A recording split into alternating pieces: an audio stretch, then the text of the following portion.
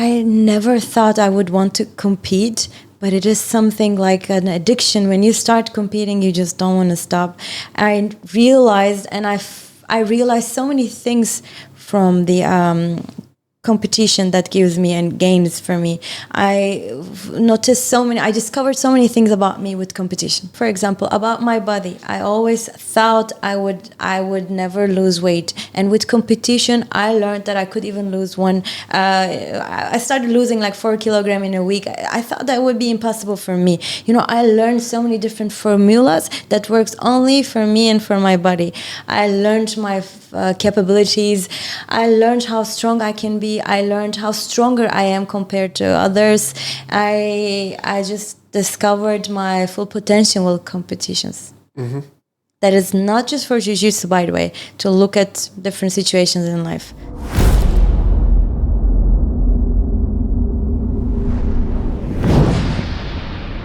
Hello and welcome. Today I'm here with Asia. Asia is Brazilian Jiu Jitsu athlete, and she's also involved through AGP, Abu Dhabi Jiu Jitsu Pro, kind of on that backstage, and she is head of media or media producer. What is your role? It's a social media coordinator, so as well as it includes the marketing roles for the AGP. It's all 300 events in one season. Okay, so everything we see on the Instagram is going through your hands, kind of. That's true. Every digital material that's created, it's just going through me. All right, cool. So we'll get all to that and your role, how you got there. I want to start with a kind of traditional question. Sports when you were a child, what sports did you grow up with? Did you have any athletic background? What was it like? I believe I was born as an athlete because I haven't had any year that I haven't involved in a sport, but it took me some year to find my passion, which is not jiu-jitsu, but it's a martial art as a whole. I would say that I'm a martial artist because I'm not only practicing one discipline of martial art, that is jiu-jitsu, that we all love, that I practice very heavily, but I came from a taekwondo background. I'm black belt in taekwondo. I started when I was 12. Before 12 years old, I practiced badminton, tennis, and basketball. These were my early childhood hobbies, but I find myself in a more improved position when I started martial arts, which was firstly taekwondo. And as a 12-year-old girl, how a 12-year-old girl will start with a taekwondo? Like how that happened? Right. Actually, it has a story. My mom took me to a gym, and that gym had a downstairs backstage like this. They were doing taekwondo classes. The woman in the reception told me she's too young for a gym, and then they lead me to downstairs to practice taekwondo. And so up there was like a normal commercial machines and Correct. That kind of gym. Correct. And your mom was going there. Yes. And they told you that you are too young to participate there. Yes. So they took you to taekwondo. Exactly. That's interesting. Interesting approach, yeah, that this is not safe. Let's bring her to a sport where the most powerful kicks to the head are happening, right? And I'm glad it happened. It completely changed my life of how to look at things as a young girl, and then it came to different stages in my life. Since 12 years old until 18 and started university, I practiced nonstop. I competed a lot back in my country, Turkey, and I reached my black belt at the age of 18. And it didn't stop. After reaching a black belt, I wanted to collect more. I wanted to be a complete martial artist. So I said, I'm using my legs. Taekwondo doesn't include punches. So what's more other tools I have in my body that I can use? And I started learning boxing. I started learning Muay Thai. Then I started using my elbows. Then I started using my knees. And I always wanted to be a complete artist. Where that came from? Like that, how, because I wouldn't say that's a standard thought process of somebody who is very strongly involved in one sport to say like, well, I'm missing something. I want to do something more complex, more inclusive. Yeah. Not every girl wants to be a princess. That was for my case. And I was always different. I have this obsession towards strength, and not just because I'm a woman or I want to prove something. I just wanted to always discover my potential. I was also a child who was in love with Bruce Lee. I even practiced nunchucks, if you know what is it, and even a Two little sticks bit. with a chain. Exactly, that one. So I was very impressed by how martial arts could change people's life and the way they think, so that it led me to different areas of the sport. So when you said because Taekwondo, it has two kind of branches, right? So which one were you involved in? Well, the one that was fighting, and the other one is called Pumse. So you are just alone. There's one individual, like you're alone. You're just doing some movements that includes 25 different movements that you are drawing a line. You're just showcasing. But the other one is a competition side that you are fighting. Okay. And So one is like display of the strength Correct. and techniques. Correct. The other one is the actual... Competition fighting, yeah. You display the strength, but on the opponent. Exactly. The best So that part. that was yours, Yeah, yeah? that was mine. Yeah. That was mine. So you had some achievements, I assume. So what was what kind of level you reached with the Taekwondo? I competed in Turkey in Turkey Nationals. I won a couple of first place and second place. My biggest one was a Balkan. They took us to Üsküp. I forgot the English name of it.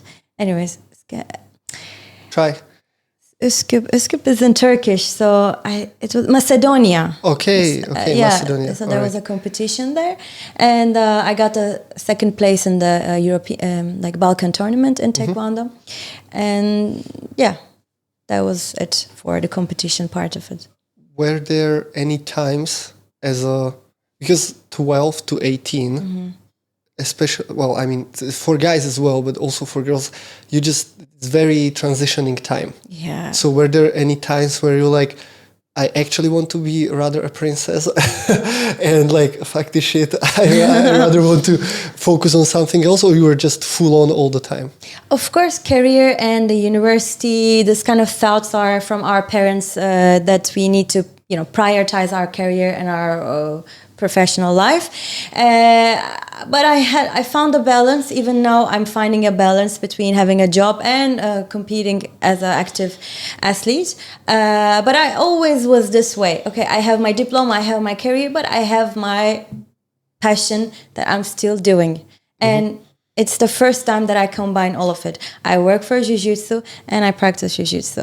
And Jiu-Jitsu was the middle ground, I think, for me. The milestone, or let's say. Yeah, cool. So before we get to how you started with the Jiu-Jitsu, you said there was Thai box as well? Muay Thai. Muay Thai, yeah. So Muay Thai, have you been also competing there, or there was more I only did one competition in Muay Thai. It was an amateur championship, but I never liked competing for Muay Thai. I think I was a bit of more afraid for getting punched to my face, but I really liked the training. I really liked practicing it, let's say. And it didn't end in Muay Thai, by the way. There was still something missing, which was, what would Asya do if she falls on the ground? Which led me into grappling. And I started training MMA. And that was when things get crazy for me. And a lot of injury happened. Oh, really? Yes, because I was training with a lot of men. Yeah. I was training with a lot of men. I was trying to learn a lot. Grappling is different. What age you were when you started? It was actually... kind of time frame, how long you were doing grappling for, then transition to MMA for what age roughly? I think I started only 3 years ago, the first MMA. After Taekwondo, after I reached black belt, I started immediately to boxing and kickboxing and Muay Thai. And then after, I started 3 years ago to MMA. And I'm only practicing Jiu-Jitsu for 2 years. Okay. Yeah, so it's So 2-3 years on each. Yes, and correct. then moving. Correct. Nice. When you said one interesting thing, because I have a degree and background in self-defense, but the street kind of. Yeah, as functional, poke the eyes, kick the balls, run away, Amazing. And That's so cool. so the whole thing is about prevention. Yeah, like we were mostly the whole self-defense as we were looking at it. It was like when it's already physical, that's not good. It shouldn't be there, right? So that's one of the paradoxes of the self-defense. You perform self-defense not to perform. You train not to perform. Yeah. Right. You said one interesting thing from this perspective. You said, I started to think about what happens if they grab me. What happens if they take me down? Was there also this kind of functional self-defense at the back of your head? Like, not necessarily fear of something like that happening, but just that the need for being able to resolve any kind of situation. I understand. I think a lot of people, maybe they don't know, Istanbul is a very, very dangerous city. I grew up there. I spent my whole life, not whole life, some of my life there. And I always remember carrying a pepper spray in my bag. Okay. I know in the self-defense there are tools involved apart from our body. So when our body is not necessary, there were some tools. Of course, I cannot carry a knife, but I was carrying pepper spray just in case something happens. I never used it, but yeah, I had some fears about. So it was from that street perspective as well. I would say I said to myself, I need to be ready for anything that would happen in the street as a girl. Okay, that's a very strong motivation, I would say.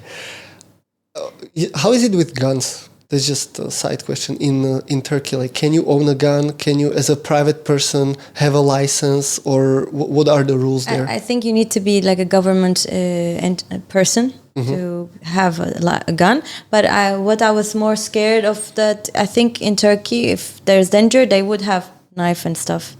So I think that's what I would be scared of. No, I was not asking because of the attacker, but for yourself, like if you could carry a gun.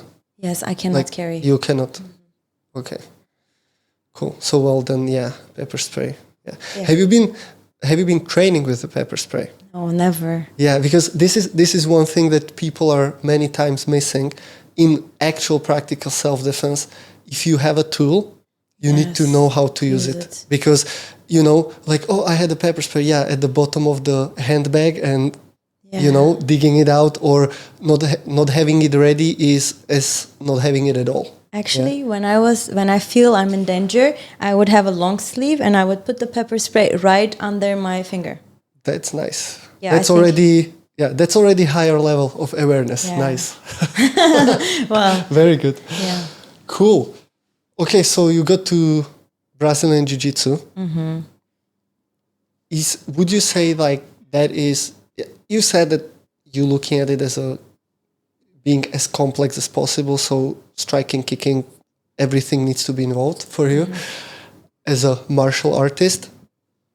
Would you say that Jiu-Jitsu is special for you? Like it's more important than the others before? Like the obsession? I love practicing jiu-jitsu. I feel like it's endless, especially the use of kimono with gi. I feel the learning is never ending. And of course, you can relate to it. The community makes you more involved in this. People make jokes about jiu-jitsu communities being like a cult, but it's not. From outside, it might seem. That, a lot of people hugging each other, see you next time. And, it's like... It's nice. CrossFit similar to that. Is it? Yeah, the community, like outsiders don't really understand it as much because they're not in it, they're not involved. So they don't understand it because they only see it from outside. Yeah. The other thing that I would definitely say compared to CrossFit, in Jiu-Jitsu, it's a little bit different because there is the physical contact. Like CrossFit, of course, it's better to have a team, to have people around you, pushing you, but you can do it on your own. Jiu-Jitsu, you just need a training partners and variety of training partners, and you learn from each other all the time. CrossFit, it's like, if you really need to, you can just do it on your own. Yeah. Right. In Jiu-Jitsu, only to a very limited degree, you can grab a chair and wrestle a chair or a dog. That would be funny. Yeah. That's so special. Jiu-Jitsu is special for me. When how did you get to jiu-jitsu then? So let's backtrack. Injuries in MMA. What happened? What were the injuries? What was happening? I thank God I never had any surgery. Just a lot of muscle injuries that took only like 2-3 weeks, actually. Not a lot, just muscle injuries. But it was hard to, bleeding and some injured fingers, especially in the grappling. That was a bit scary. Oh, I had a concussion. I think it was a lot, the highest one. Some guy, when you train with people who don't know how to train with women, or let's say, use too much force, you come across with this kind of behaviors. He punched back of my head, actually. Yeah. It's illegal, right? Correct. It was just, he was doing a spinning punch, I believe. So that's when it happened. It was a very bad concussion. Every time I tried to go down and pick up a pen, I would get dark. Oh, really? And like dizzy and... Yeah, very bad. Oh, wow. So... Did you get like treatment for that, or what was the treatment for that? Just rest? It was resting and not looking for the screens a lot. And with your job, yeah, it was bad. Okay. When screen is life, Exactly. Okay. What did you study? I studied international marketing. International marketing. Okay, and then somehow you got into jiu-jitsu. Through the less of a need to get hit to the head, but still enjoying the grappling part of the MMA. Exactly. It's a very, I wouldn't say it's like very common, but many people have that path. Like, okay, I had it similar. Like, okay, this is too much. This MMA is too much. That's enough. I had the experience where when I stopped, I got smarter. For like it was literally impacting my brain function, because we had the option to have a scholarship for good grades, and immediately as I stopped MMA, I got the scholarship every semester. Before, no. Oh my God. So it was like, I don't need a Harvard study to prove that punches to the head are not great for you, right? Okay, you got to BJJ, and you got obsessed, obviously. And I guess when you really love something, it's just comes to you. Because I started jiu-jitsu after 1 year, I got my job to work for jiu-jitsu. So you started before AGP. So you first did the jiu-jitsu and then you worked for them. Correct. Okay. Yeah. Correct. When you really focused on the jiu-jitsu, you had the competing in mind already? I never thought I would want to compete, but it is something like an addiction. When you start competing, you just don't want to stop. I realized, and I realized so many things from the competition that gives me and gains for me. I discovered so many things about me with competition. Oh, can you elaborate on that? Yes, of course. For example, about my body, I always thought I would never lose weight, and with competition, I learned that I could even lose one. I started losing like 4 kilograms in a week. I thought that would be impossible for me. I learned so many different formulas that works only for me and for my body. I learned my capabilities. I learned how strong I can be. I learned how stronger I am compared to others. I just discovered my full potential with competitions. Mm-hmm. That is not just for jiu-jitsu, by the way, to look at different situations in life. Mm-hmm. So it has a transfer to daily life as well. Correct. I think a lot of people can relate, right? Jiu-jitsu on the mats and off the mats. Yeah, of course. Well, it's kind of parallel to life, right? Yeah. What is happening on the mats. Asya, when did you decide that, okay, I will compete? In Abu Dhabi, where we live, and in UAE, let's say, competitions are all around. And when you're training jiu-jitsu, you hear from your friends from the gym, they say, oh, there's this competition. Even if they're hobbyists or they compete here. Here they like to compete. So I just heard about the competitions. And then the competitions, when you start, it kept going. Okay, so you start to compete. What was your first experience in competition? My first experience, I became a world champion. Really? Yes, last year in my first ever competition. Oh, that was the first. I know that you are a world champion, and that was your first competition ever. That was my first competition ever. And that was as a white belt? Yes, it was a white belt. As a white belt, you came there and smashed everybody, yeah? I smashed everyone, actually. 3 fights by submission, 1 by point. 4 fights in total. How was that? How did you feel? Every time I step on the mat for each fight, I thought that I'm not able to do it. I never believed in myself. And every time it was like I was winning. What's happening? That's why competition really brought the best of me. It's the worst feeling and the best feelings combined together. I still think that November 17th, the day that I competed, it was 17, the best day ever in my life. Really? And it's going to happen again on November 5th, 2023. Well, manifest. All right. Well, we'll be there. So, will you compete? Oh no, probably not. I don't like it. I don't like compete. I get it when people like it, like Mosquito. Yeah, obsessed, driven. He had his first competition 3 weeks after starting training. As he said, his words, I didn't even know what I was doing, and I finished second. Yeah, and he is crazy. Yeah. So yeah, I tried it. I didn't like the experience. Even when I was winning, I was just like, why I'm even here? I can train multiple times a day. I enjoy training a lot, but maybe it will come. Maybe it won't, I don't know. But for now, I'm focusing on training and just that. So it's all a part of Jiu Jitsu. Yeah. Everything. Okay. When you smashed it like this, have you been thinking about like what's next? Well, here in UAE, girls or guys, they all start from the schools. So I was always thinking, I'm behind. I only started like 1 year, 2 years ago.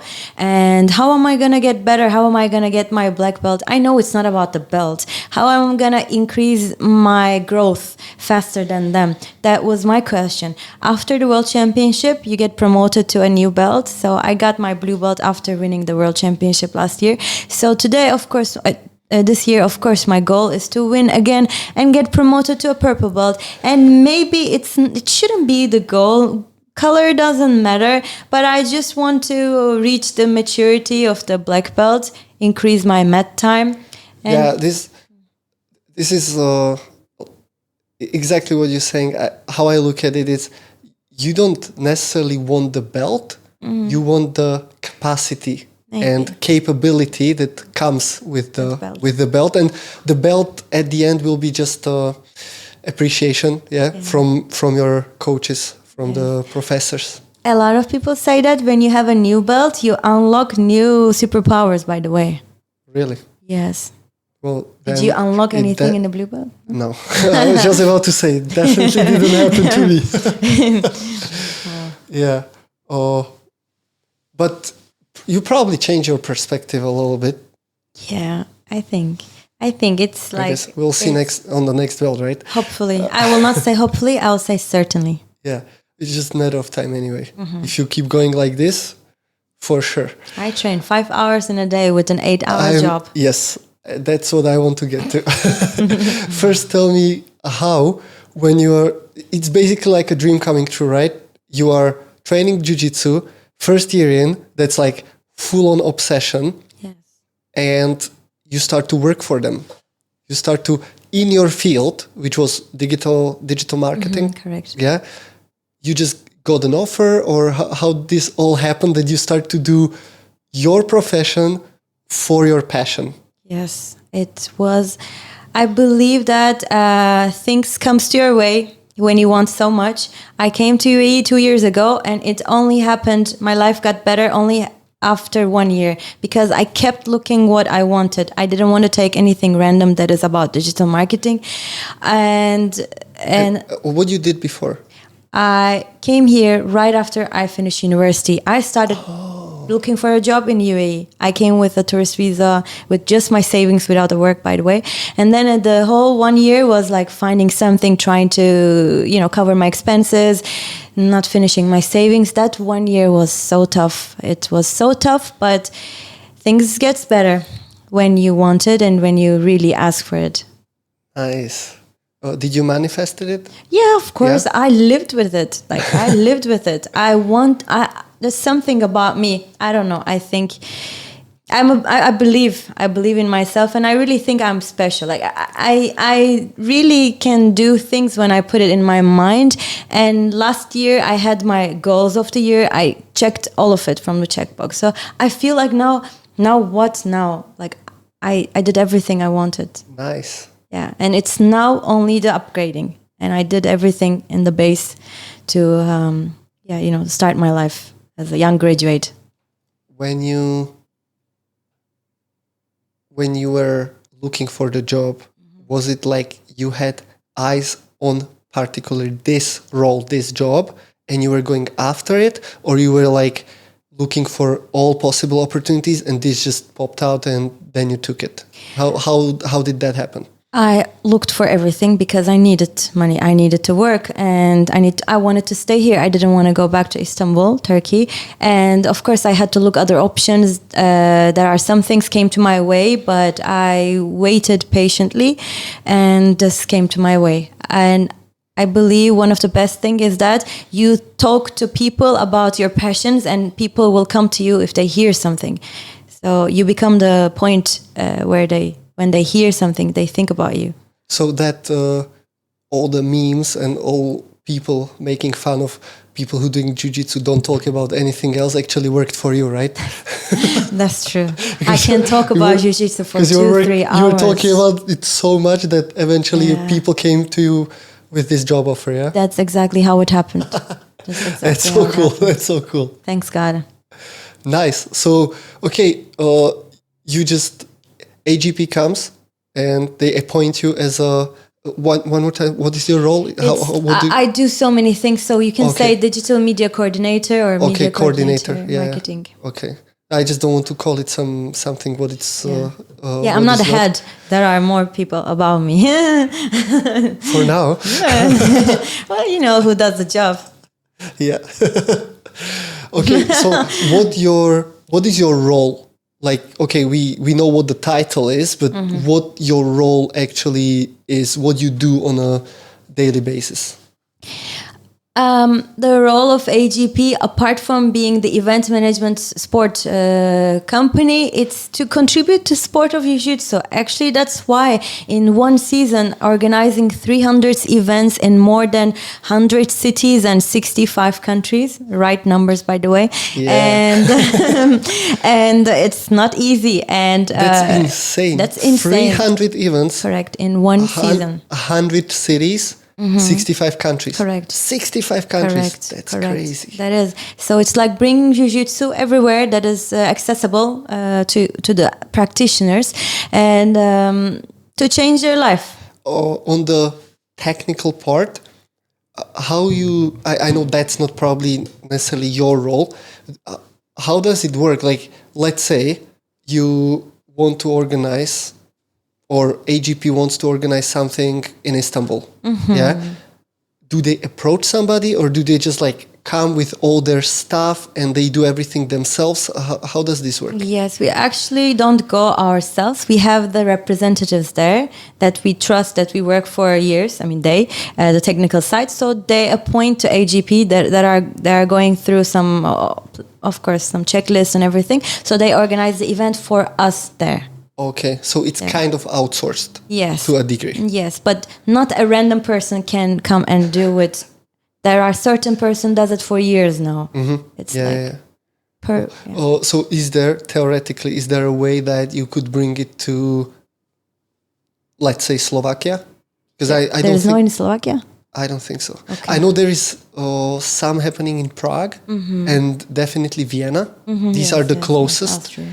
Yeah, Austria, but I don't think there are some in Slovakia. Or at least I haven't seen any events. Because Prague and especially Vienna, like it's not far. It's a couple of hours. So Slovenia happened, but Slovakia, I wasn't Slovenia sure. is far on the map. Yes. On the map, that doesn't bother us. Yes, yes, I understand. Vienna's way closer than I Slovakia. understand. Yeah. I think that there should be some appointment coming.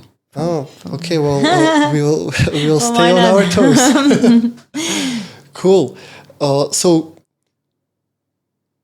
300 events, all that, and you are coordinator of the social media marketing. Correct. A lot of, there's a lot of events happening, and they have to be on the, let's say, on the news, on the social media, Twitters, to show Abu Dhabi and the events itself, promote athletes, to show the growth of jiu-jitsu, and this kind of things. Actually, that's. We still didn't clarify it, because there might be people who don't know what we are actually talking about. The events means competitions. Correct. Do you do something else than competitions? No, just competitions. It's just competitions. All the events are jiu-jitsu competitions. That's true. But it's a very good question that, could be something for us. Not just events, maybe, not just competition, maybe events, jiu-jitsu related events. Seminars. Right. We don't do that. Maybe we can. Not yet. You can bring it up, and then you will become the boss. You will just believe in it. Okay, so you have to kind of organize all the the media stuff. Yeah. What does it mean? Like I guess you are not creating the content. You have a team for that. Yes, we have videographers, editors, photographers that they archive the materials, or they capture the materials during the competitions. And from outside events, I am the one who receives and collects the materials, and then I send it to them. I create content calendars to be what posted, which big events we have, which big athletes is going there. Of course, being the jiu-jitsu athlete helps me with this part, because I know which movement, or I know which athlete is trending. So I'm the one who's writing the captions about it, or writing, Nice. I like commentating, by the way. I never did, but it's the only chance I have to commentate about the fight under captions, and it's on my chance to write about it. So all the AGP posts we can see on the Instagram, where there is moves, transition, whatever, Correct. a clip from the fight of individual fighters, and the whole caption, that's you. I have someone who helps me, my colleague. Sometimes she does it, but mostly I oversee it. I see it. Nice. Okay. So just to put it into perspective from my personal experience, which blew my mind, the last competition that was here in Dubai, I participated. And don't tell me something bad happened. No. It was mind blowing, but not in a. I wasn't there, by the way, but it's okay. Okay. You were. I was in Brazil for another. Oh yeah, of course. Yeah, you are everywhere. So nothing bad happened. What happened was that I think my fight was, I can't tell, around 2:30. By the time I went for my weigh-ins for the next day, because I was also competing the following day, which was at 5. So within 2.5 hours, maybe 3 hours, I was approached by a media guy, one of you, and he was like, hey, bro, look at this. Have you seen this? I was like, when you win tomorrow, just put your hands up and we'll make another video. I was like, what another video? And there was already cut my fight on the AGP page. Wow. By the time I was waiting in for the next day, within 2 hours, it was already out. Wow, very fast, right? Yeah, very fast. I was like, what? And there was intro, there was all the graphics, all the design, all that, and I was like, what? What is happening right now? You didn't even know. Yeah, and it was. I didn't consider even the fight for me. It wasn't like necessarily super interesting or anything, but the way they made it look was amazing. Like AGP wants to shine the stars. They want to give people, the competitors, a spotlight. I think I'm happy that they did it. I know not every time it's possible, because it's so many athletes fighting in the same day sometimes. Yeah, it's seven mats usually at the same time. Yeah. So that's 7 fights at the same time. And you always there is always coverage. There is always all these. obviously the top names, right? Coming on the top, they have their highlights. I mean, I was blown away how well it was organized. Thank you, team. Thank you. That's great Amazing, feedback really. for us. And I'm definitely not the only one who had a similar experience, right? And especially when there are already names that you are focusing on because you know them, some high black belts, world champions, and you always follow them. There are interviews and all that. I mean, it's not only that the production is high quality, but the speed of it, that's mind-blowing. Thank you so much. It's the videographer and editors who does this, collaboration among each other, because if someone is shooting, they need to give him the instruction for the editor to show the card. It's hard work. Yeah, well, that's... I don't even know how hard it is, but it still blew my mind. Yes, thank you for the feedback. So, you doing all this, you coordinating these teams, obviously you probably like it a lot, yeah? Yeah, I love it. It's very tiring, but it's good. Do you participate? Obviously you can't participate when there is multiple events on a weekend across the whole globe, everywhere. But do you participate on the locally organized in person? I participate in UAE, but they take me to travel to the big events. For example, Grand Slam, maybe you heard it. Yeah. Grand Slam Miami, I'm traveling on September, and there's going to be Tokyo, there's going to be UK, London, Rio again. So I travel to the big events because these big events are prime events of AGP, and I'm the only media person that goes there to do the live coverage. Okay. So, but I participate in UAE. I asked for my boss for this, actually, please. So my colleagues covers me. Thanks to them that they made it possible for me. And if they wouldn't make it, so you still can my compete. job, it's still my job when they let me do this. They treat me like a professional athlete and also a good employee. Thank you. Nice. So even though your media team is running full on clock, yes, the thanks event, to all of them. you can still have your mind space on the right place to compete. Yes. That's very nice. That's very nice. That they made it possible, it's very important for me. Can you kind of clarify, and this is not just people who have no idea, this is also for me, I have kind of idea, but I'm a little bit lost in what kind of events. You mentioned Grand Slam, so what is the hierarchy there and what kind of events do you run? So the Dubai that you joined was an international, Dubai International. Yes. So there are levels of events. There is international, there is national, there is regional, there is continental.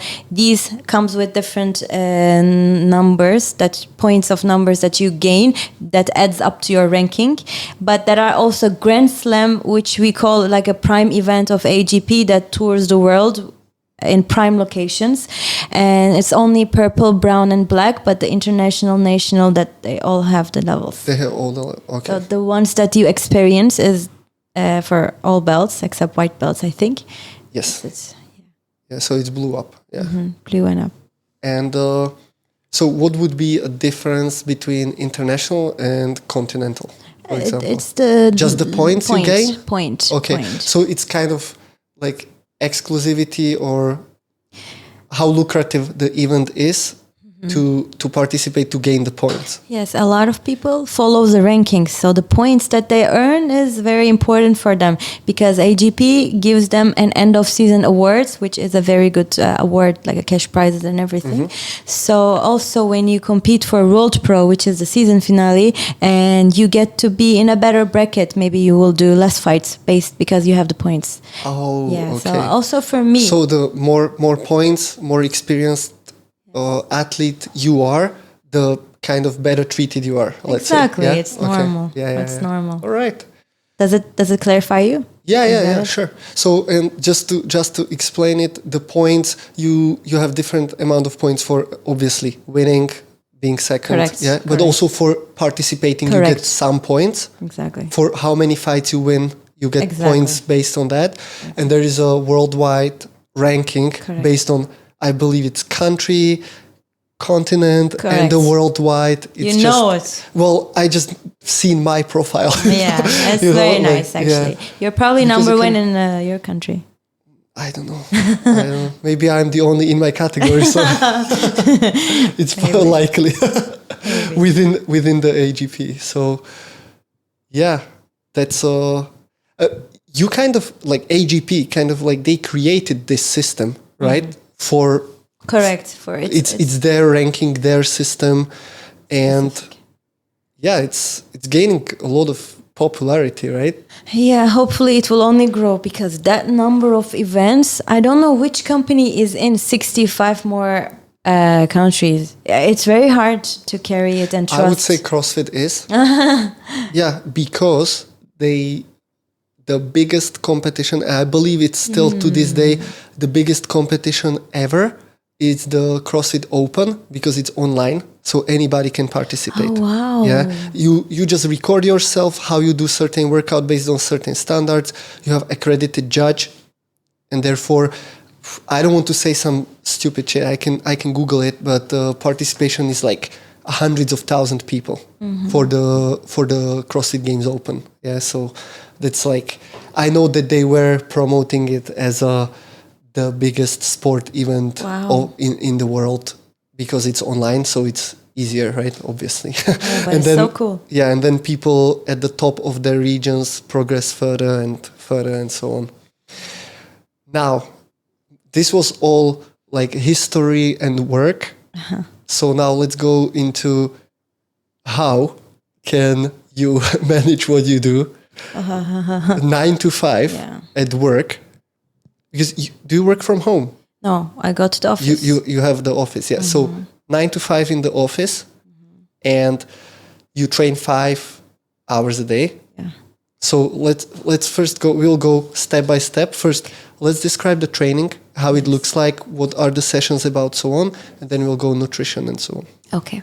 Firstly, I wake up 6 a.m. every day, and I work from 8 to 4.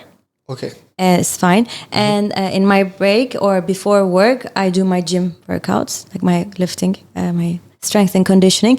After work, like... Okay. Stop. What do you do there? I mean, if it's not in a secret. Gym. Yeah, no, like, it's not a secret. I want to like go into as many details as possible. Okay. Is it more like bodybuilding, powerlifting? What kind of... Powerlifting.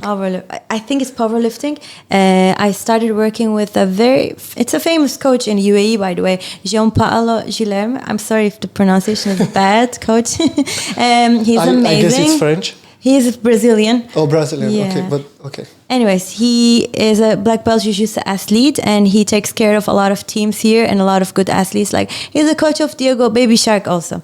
Like a lot of also Zayed's coach, Zayed Al-Khatiri, and we started working together. He measured me.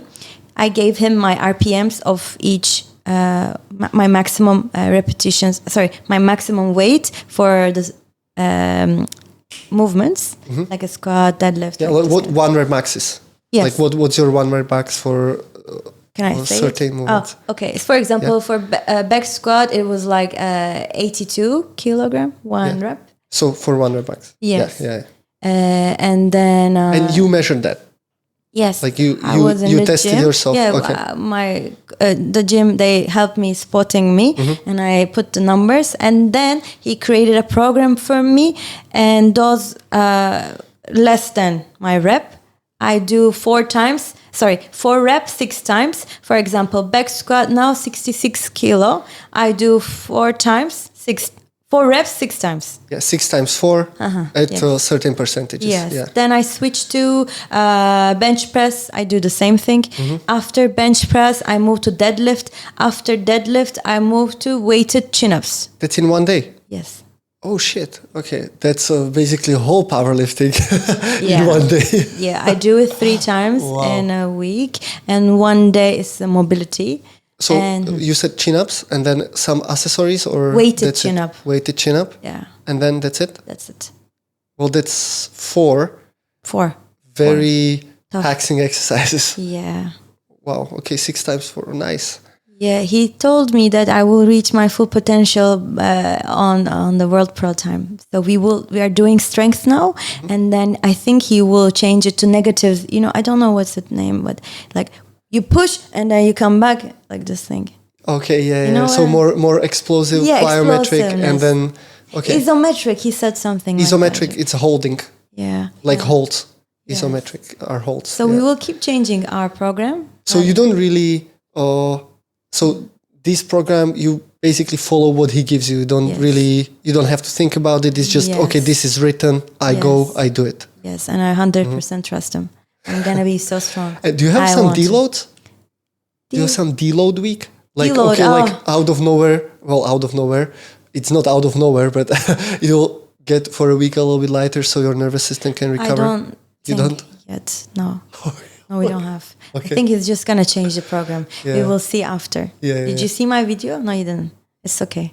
I one? posted my one training session with the weights. I've seen your chin-ups. I've seen the chin-ups. I remember Yeah, the whole chin-ups, thing, and probably I've seen the whole thing. I just the chin-ups. I think they were stuck bad, with me. right? Maybe that's why. I won't comment on that. It's hard. They were not bad, Weights but they are were hard. they were heavy. Yeah. They were very heavy. Yeah. Hopefully, I'll be big on November. 55 kilo, but big. Strong as shit. Strong, yeah. Okay, so you do heavy powerlifting Yes. morning. Yes. It pumps you up, huh? It does. In the morning. It does. I go to work very angry. So that's 3 times a week. Yes. Then you have correct. mobility. Also, one day. One of the days, and then the rest. I rest. Sometimes. Oh, there is a rest. Yes. Okay. There's rest. 2 days. Sometimes 1 day, by the way, because I do open mat.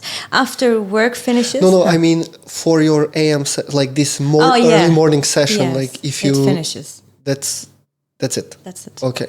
That's it. I follow what he says. So one day a week you get to sleep a little bit longer or not? Yeah, I do. I guess. Yeah. And after work, it's No, then usually you go to work. Yes. And then you. Then after work finishes, I go to training. Yeah. I train in commando group now. Have you heard about them? Yes. Okay. And we have an amazing team. Amazing team. I love the team. We do drilling sessions from 5 to 6:30.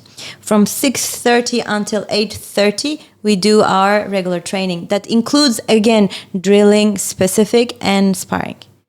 And then we have an amazing professor, Hibamar Santiago, maybe you know him. He is a genius. We have Jiu-Jitsu talks. He is just, after the training finishes, he talks, he explains. He's a magician. He connects everything in the end of the training. Also, I ask my questions. It just completes everything. Mm-hmm. So you have Q&As basically on a daily basis. Yes. When you say that you do, let's just break down how the structure of the training goes. When you say you do drilling, how does it look like? Either we have one guard and we have the sweeps from it, like free drilling. Mm-hmm. We put the timer 4 minutes, free drill. The guy on top or the guy you want to pass, you want to pass or you want to play guard. You keep switching in that round of yours. The person, if you want, gives you resistance or puts in other positions for you, and you just practice your sweep or practice your passing. Or sometimes let's say Zayed tells us this guard. We will practice Cobra guard. He does it for us, and then we do it changing with our partner. And when you say you do it and changing, is there some resistance, or there's just to know the position, or is it more like a specific training where you start in a certain position but you go full on, or how does it look like? You can communicate with your partner, because it's without a coach. We just do it for our initiative. Okay. So Zayed is a black belt, of course. He is the coach there, but it's not for the recurs. It's just for us to do with our own pace. Extras. Yes, it's just before the training we warm up like this. Our training starts like 6:30. We are there 5 p.m. sharp. We start and we just drill what we want to do. How many people are coming like this? Drilling session? Yeah. It's like 5-6 people. Oh, nice. Yeah. Okay. And all my training partners are like amazing people that are... Do you train with mostly guys or you have some girls? There's only one girl in the training. Sometimes really? she comes, sometimes she doesn't come. It's sometimes hard, especially in the sparring. Sometimes all lightweights pick each other and I stay there. And then sometimes I have to go with the heavy guy. Okay, I'm ready, but I go. I don't want to sit I don't want to sit on the mat and wait for it. Yeah. Sometimes rejection happens because you're a girl. Sometimes maybe you're a lower belt. I don't know. People have objectives on the mat. It can happen. I got rejected, and I'm like, tall, not light male, and I still get rejected. Yeah. So, it happens. Happens. Maybe. Yeah. But still, I'm not afraid of anyone. I'll go. I get smashed, but I would never dare to suggest that you are afraid of anybody. I fall 9, I get up 10. I mean, that's a catchphrase. Okay, so you do these drills of whatever positions you want to drill with a partner. Yes. Intensity is kind of up to you and the partner, whatever you want to work on. And then the main training, it's like a classic class, I assume. Yeah. Correct. Where you break down some technique. Correct. Then let's say we break down lasso guard. We have different positions of lasso guard, a deep lasso, shallow lasso, or baby lasso. So if you're familiar with the terms, you have the different sweeps, sometimes different reactions that your opponents may give you. So we discover the whole guard maybe for a month like this. So we know what reaction. So we're not just learning one sweep from it. And so it's not exactly like, it's not one technique from one position, but actually knowing the whole spectrum of scenarios that can happen from there. Yeah, and that's the best part of our trainings in our group. And then you go for training from there with a resistance. Yes, so that's specific. And so the training partners tries to pass when I have the guard. How much can I hold this guard, or can I sweep that guard from that guard to that person? Which position I end up to? There's millions of possibilities. So learning the reactions as well in the actual real time. Exactly. And then sparrings. Sometimes 4 or 5 rounds, by the way. Yeah, after specific. It's tough, but it's good. It's amazing. Okay, then you go home. What time are you at the bed? I finish like 8:30. I'm home in 10 minutes. By the way, my house is here, my training is here, my work is here. Everything is in a triangle that is only 10 minutes, 10 minutes, 10 minutes to each other. Efficiency is the key, huh? Yeah. Nice. And I go to home. If I meal prepped earlier, I will eat. I like to eat before sleeping, by the way. I like it. I don't have any other time. So that's why social life is a bit difficult and challenging for me. I feel like I have 2 jobs. You understand me, that I train like a professional athlete and I have my own job. So that's why I feel like I work in 2 jobs.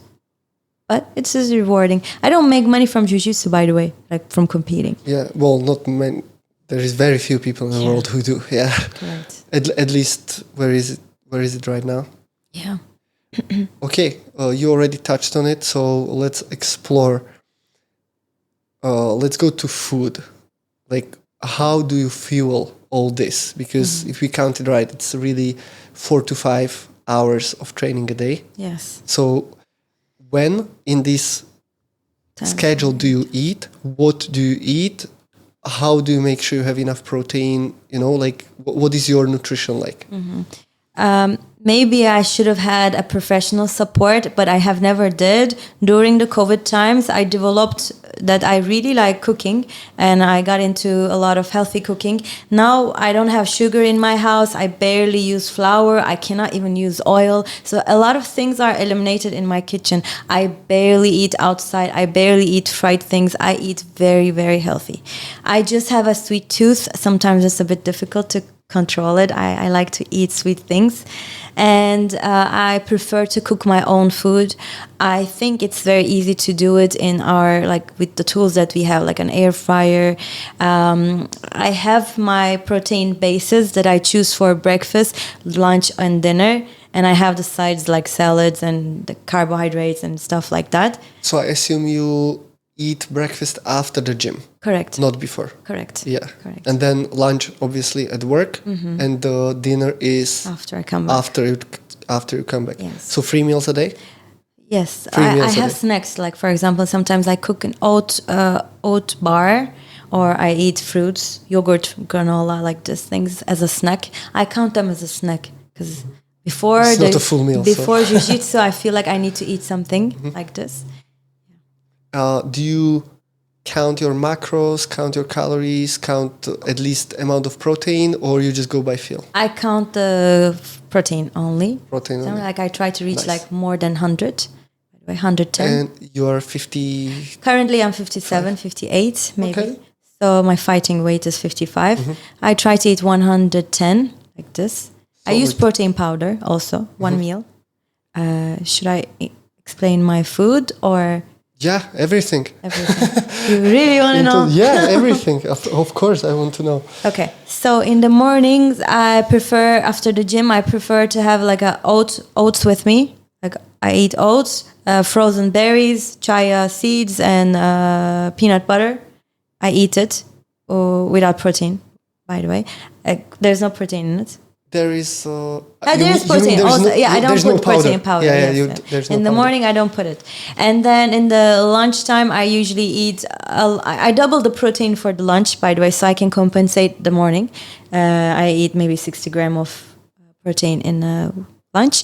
I eat chicken breast or minced beef. I feel like minced beef is very good, so I can use a lot of vegetables. I can hide it inside, and it becomes a voluminous eating. I think for me and for my body, voluminous eating is amazing because the more I eat, the more I chew, I feel more full.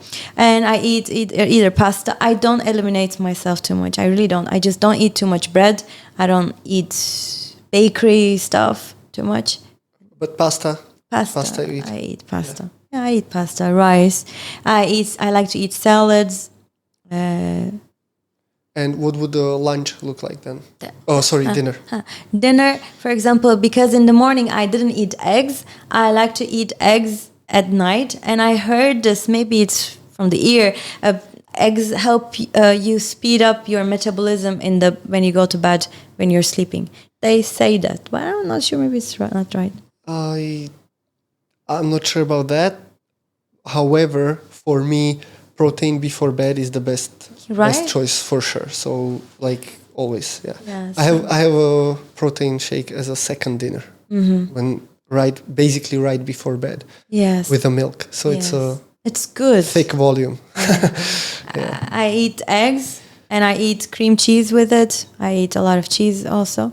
And if the snacks, usually with yogurt, I put protein powder inside a yogurt and I mix it. It becomes a base, and on top of it, sometimes I put granola, a little bit chocolate, seeds, nuts, like this. I have like a full everything in one day. What kind of protein powder do you use? I use whey. Yeah, what, whey isolate or concentrate? ISO. Okay. Cool. Some chocolate? I like vanilla because I mix it with. You already have a chocolate with. I mix with yogurt. I like it. I want to ask something now. I blanked out. Anyway, hydration. Do you drink some BCAAs? Do you drink some electrolytes? Because we are in Dubai, Abu Dhabi. Yeah, like it's pretty hot here. Even you're not spending the time outside, even spending time in the environment with a lot of AC is dehydrating. Yes. So a lot. How do you get all the fluids in? I probably drink like 4 liters in a day. I have this big 2-liter pink bottle that I carry it everywhere. I like to drink from it. I don't know why. I find it as a good thing instead of the use of plastic bottles. I feel the taste is better. I don't know how. Is it metal or no? Is it Mica, plastic as well? Yeah. Okay. I think it's plastic, maybe. Okay. It's in my bag, by the way. It comes with me everywhere. So let's say 3 to 4 liters every day. I use BCA. I even use creatine sometimes when I do heavy lifting. And sometimes if there's going to be a very hard sparring, I use C4.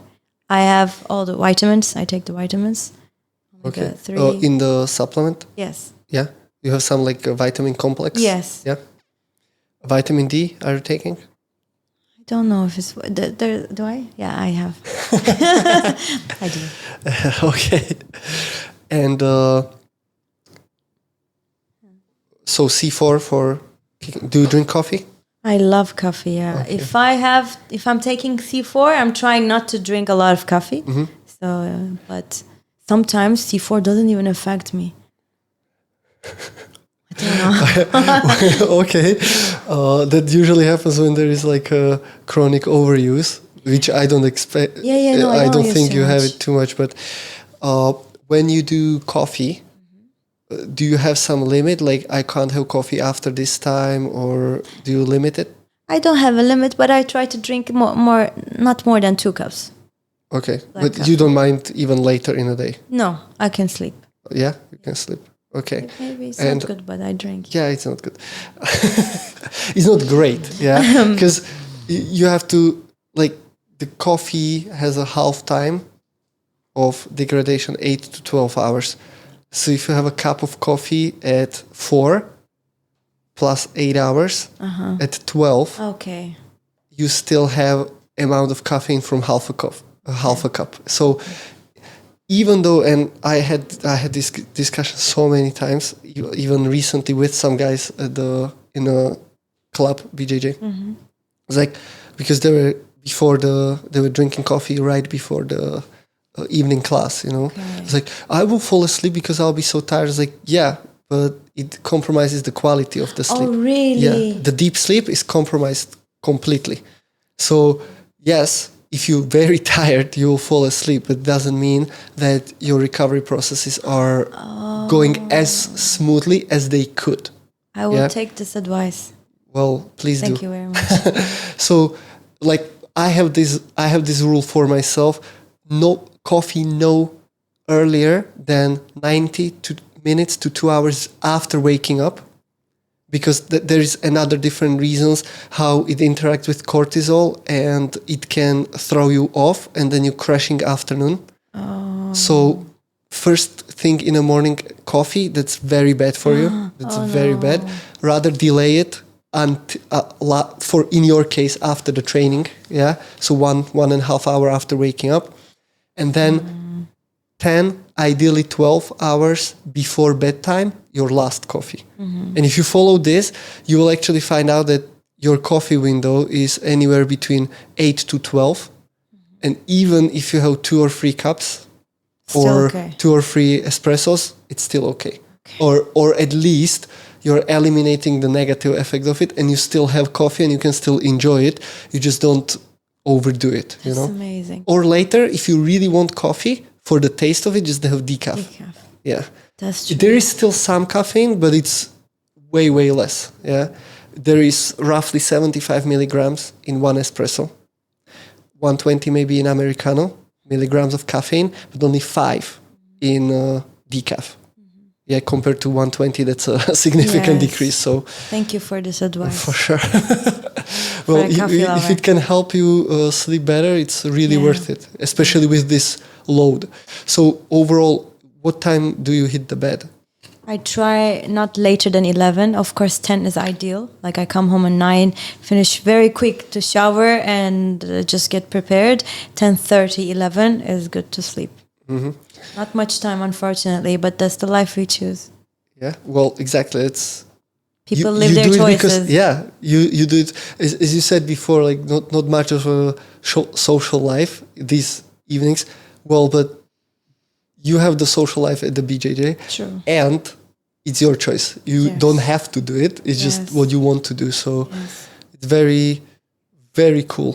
Like, Is it? this is yeah, like, it's very inspiring, right? Because then you have people who have similar timing at the job, but they'll say they don't have time for training, Right. and you train 5 hours a day.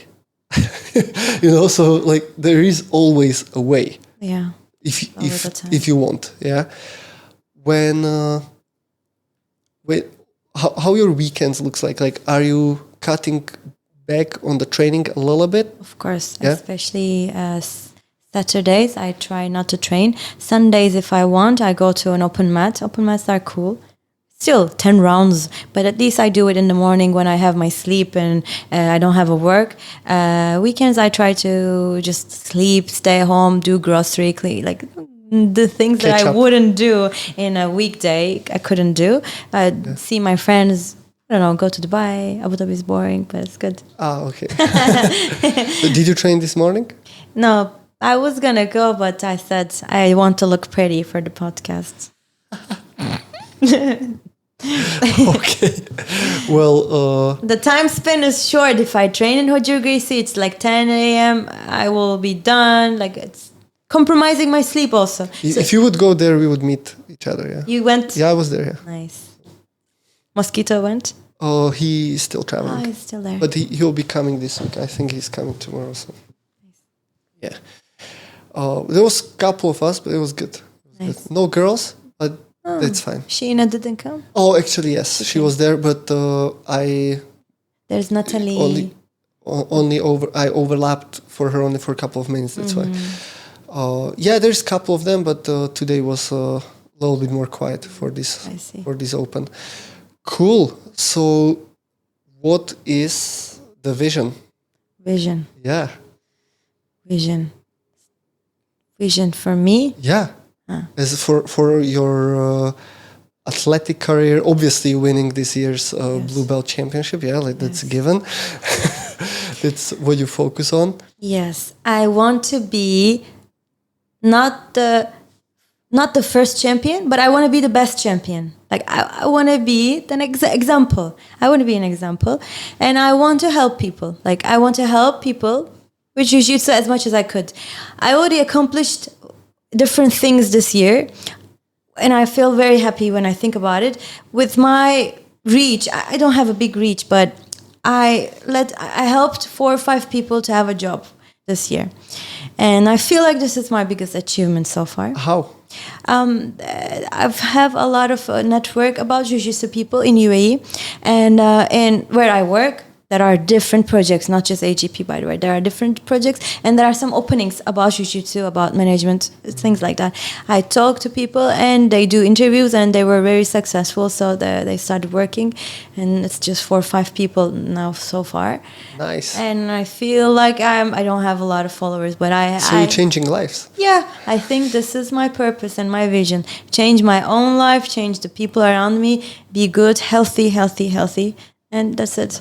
Like, be happy. I'm very happy in general. Like, I try not to complain, not to feel sad, to avoid negativity. I still am fixing a lot of personal things in my personal development things, but jiu-jitsu helps. Good mentality helps. Positivity helps. I try to avoid all the negativity. What keeps you going because not every day you feel like training. Yeah. Not every day you feel like, the sunshine, rainbow, let's smash it, right? Obviously, that's not possible. Many people who have hard time coming to the gym, changing, it doesn't matter if it's jiu-jitsu or fitness or whatever it is, CrossFit. Just they have a somewhat fixed idea that, oh yeah, it's easy for you because you like it, or it's easy for you because you just enjoy it and you look like you enjoy it. Well, you usually enjoy it after. Correct. Because you're happy that you went and you did it. Correct. That doesn't mean you're hating it by being there, but that also doesn't mean that every day feels 100%. Yeah. Yes. What keeps you going? Because it's not only motivation, right? Yeah. When you really, really don't want to do, what will kick you in to keep going? I have a teammate. I think people around you really also affects you. His name is Karim.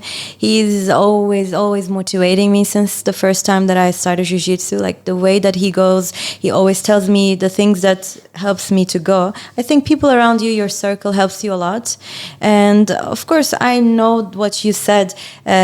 Motivation is not always there, but what takes you there is the consistency, the discipline. And I owe this to the 12 years old Asya, I think. She's been consistent. She's been disciplined. She closed her ears and just looked straight just because she likes to do it. And that's became a lifestyle that I cannot give up.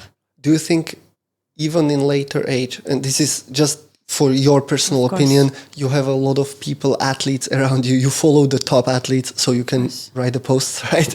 around. So do you think this is something that can be developed even in later age, that kind of discipline? Because you said you owe it to your 12-year-old self before, because it was ingrained from the childhood. Do you think it can be still developed in a later age when people want to do some change? And what would it take? What do you think it takes? I really think you can be anything you want. You can. I think it can be developed. As we said, that discipline is the one that helps this equation. I think if you really want it and put your eye to it, it can be developed. I don't think it's about age. Of course, when we get older, there's more different independent and dependent variables. But I don't think that's an excuse. Because when we have a goal that's clear there, and you know the path, you only know that, and you know what it said, it's the path that it's only yours. It's not with others. It's only yours, right? We live in our own time zones. Yeah. Nice. Is there anything else you would like to share? I think that I have a quote in my head. I really think that obsession beats talent.